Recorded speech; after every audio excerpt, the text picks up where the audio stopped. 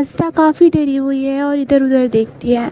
तभी उसके सामने उसका सबसे बड़ा दुश्मन आ जाता है और उसे आज की रात अपने सबसे बड़े दुश्मन के साथ में ही निकालनी पड़ेगी। आखिर आस्था के साथ ऐसा क्या हुआ, चलिए देखते हैं। फाइनली आज हमारे कॉलेज की ट्रिप जा रही है और मैं काफ़ी एक्साइटेड हूँ। सारे बच्चे इस ट्रिप पर जाने के लिए काफ़ी एक्साइटेड हैं। तभी टीचर उन्हें इन्फॉर्म करती हैं कि इस बार सीट पार्टनर्स चिट के थ्रू डिसाइड होंगे। सारे बच्चे रैंडमली एक एक चिट पिक करेंगे। यह सुन के कुछ बच्चों का दिमाग खराब हो जाता है और कुछ बच्चे प्रे करने लगते हैं कि काश उन्हें अपने क्रश के साथ में सीट मिल जाए। इसी प्रोसेस के थ्रू सबके पार्टनर्स डिसाइड होने के बाद टीचर पूछती है 27 नंबर किसका है। आस्था हाथ उठाती है, मैम मेरा। और नंबर 28 पीछे से आवाज़ आती है, मेरा। आस्था पीछे मुड़ के देखती है और उसका दिमाग खराब हो जाता है। शिट यार, नॉट हिम अगेन। ये है पार्थ। आस्था और पार्थ की दुश्मनी काफ़ी पुरानी है। सब ट्रिप पर जाते हुए काफ़ी एंजॉय कर रहे हैं और गाना गा रहे हैं, लेकिन एक सीट पर एकदम सन्नाटा है। आस्था काफ़ी इरिटेटेड और गुस्से में पूछती है, ये काफ़ी शौक है ना मेरे पास बैठने का। पार्थ गुस्से में जवाब देता है, ओ हेलो, मुझे पता होता ना कि तुम्हारे पास बैठना है तो मैं ट्रिप पर भी नहीं आता, तो अभी उतर जाओ, समझे।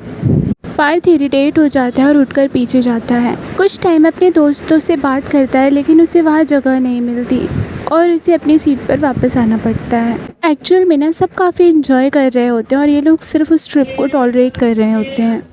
इन्हीं सारी चीज़ों के बीच में फाइनली बस अपनी लोकेशन पर पहुंच जाती है और सारे बच्चे अपने रूम्स में चले जाते हैं। अगली सुबह आस्था अपने बेस्ट फ्रेंड आरव से बात कर रही होती है, काश कल तू मेरा पार्टनर होता।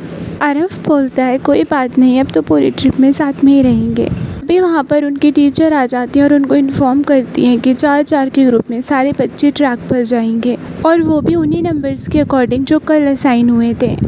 आस्था बोलती है, मैम प्लीज़ फ्रेंड्स के साथ। मैम उसे एक्सप्लेन करती हैं कि ट्रैक काफ़ी डिफ़िकल्ट है और उनको काउंटिंग रखने में आसानी होगी। ग्रुप में फिर से आस्था, पार्थ, नैना और अंश है। नैना भी आस्था की फ्रेंड है और आस्था उससे बोलती है कि थैंक गॉड तू है यहाँ पर, वरना मैं इन बोरिंग लोगों के साथ में मर जाती। पार्थ तुरंत जवाब देता है, मर जाती नहीं, मार देती। नैना दोनों को समझाती है कि वो दोनों लड़े नहीं। ट्रैक पर काफ़ी ज़ोर से बारिश होने लगती है और ऑलमोस्ट सारे स्टूडेंट्स एक दूसरे से अलग हो जाते हैं। काफ़ी पैनिक वाली सिचुएशन। आस्था तो बिल्कुल अकेली हो गई है और वो इधर उधर देखते हुए आवाज़ देती है, कोई है, लेकिन कोई भी जवाब नहीं आता और वो काफ़ी डर जाती है। तभी आवाज़ आती है, आस्था। पहली बार पार्थ को देखकर आस्था को थोड़ी खुशी होती है। आस्था तुरंत उसके पास जाती है और उसे इन्फॉर्म करती है कि उसे कोई भी नहीं मिल रहा है, प्लस उसका फ़ोन भी डेड है। कुछ सिमिलर सिचुएशन पार्थ के साथ में भी है। ये सुनते ही आस्था काफ़ी डर जाती है और डर के मारे कहती है कि परफेक्ट, अब हम लोग मरने वाले हैं। तभी कुछ तेज गिरने की आवाज़ आती है और आस्था डर के मारे पार्थ के पास आ जाती है। पार्थ थोड़ा सा हंसते हुए कहता है, ओ हेलो मैडम, दूर। आस्था तुरंत गुस्से में जवाब देती है, मुझे डर लग रहा है वरना तुमसे बात भी ना करूं। पार्थ तुरंत जवाब देता है, लेकिन मुझे बिल्कुल भी डर नहीं लग रहा, इसलिए ज़्यादा बोला तो यहाँ से चले जाऊँगा।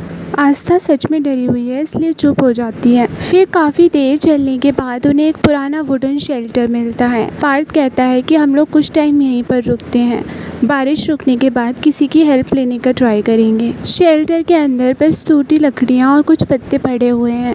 आस्था वहाँ बैठ जाती है और बोलती है, ये जगह हॉरर मूवी की तरह क्यों लग रही है। पार्थ तुरंत बोलता है, और तुम विलेन लग रही हो। इस बात पर आस्था हंसने लगती है और पार्थ भी स्माइल कर देता है। तभी फिर से बहुत तेज़ बिजली की आवाज़ आती है। आस्था थोड़ा सा डर जाती है और पार्थ के पास में शिफ्ट हो जाती है। पार्थ उससे बोलता है, डरो मत, मैं हूं ना। आस्था तुरंत बोलती है, यहाँ जंगल है, इतनी बारिश हो रही है, कोई बड़ा सा जानवर आ सकता है या फिर यहाँ पर चोर आ सकते हैं, आज तो हम पक्का नहीं बचेंगे।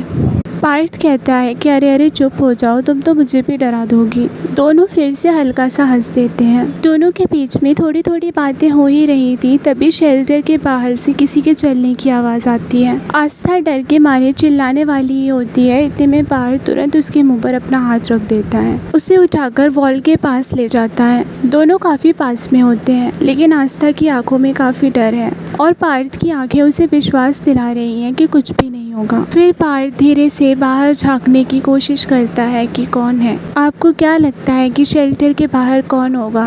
क्या सच में कोई बहुत बड़ी मुसीबत आने वाली है जिसके बारे में पार्थ और आस्था दोनों नहीं जानते थे? आखिर पार्थ और आस्था की इतनी दुश्मनी क्यों थी, जानेंगे हम अपकमिंग एपिसोड में। तो एपिसोड 2 देखने के लिए चैनल को सब्सक्राइब ज़रूर कर लेना।